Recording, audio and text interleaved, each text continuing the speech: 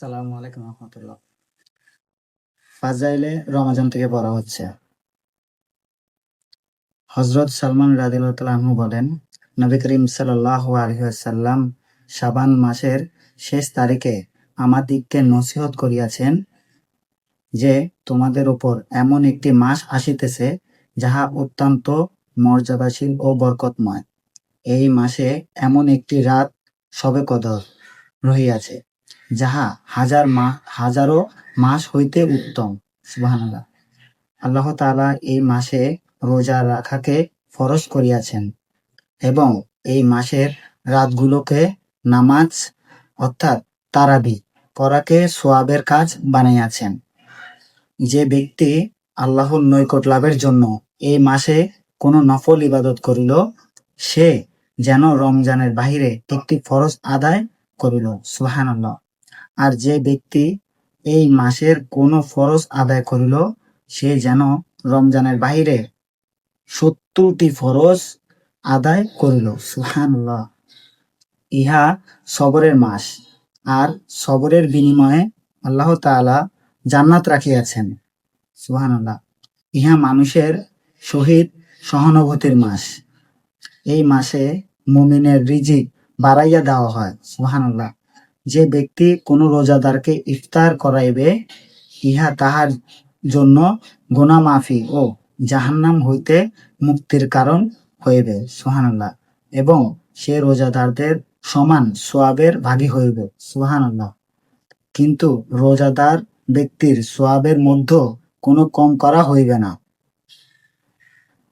সাহাবায়ে কেরাম আরজ করিলেন, ইয়া রাসূলুল্লাহ সাল্লাল্লাহু আলাইহি ওয়াসাল্লাম, আমাদের মধ্যে প্রত্যেকেরই তো এমন সামর্থ্য রাখে না যে রোজাদারকে ইফতার করাইতে পারে।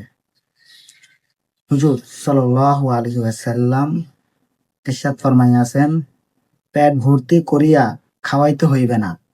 এই সওয়াব তো আল্লাহ তাআলা একটি খেজুর খাওয়াইলে অথবা একটি ঢোক পানি পান করাইলেই অথবা এক চুমুক দুধ পান করাইলেও দান করিবে। সুবহানাল্লাহ। ইহা এমন এক মাস যে ইহার প্রথম অংশে আল্লাহর রহমত নাজিল হয়। সুবহানাল্লাহ। মধ্যের অংশে গুনাহ মাফ করা হয়।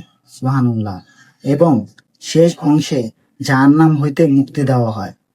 সুবহানাল্লাহ। যে ব্যক্তি এই মাসে আপন গোলাম ও কর্মচারী বা খাদেম এর কাজের বোঝা হালকা করিয়া দেয়, আল্লাহ তাআলা তাহাকে মাফ করিয়া দেন। সুবহানাল্লাহ। এবং জাহান্নামের আগুন হইতে মুক্তি দান করেন।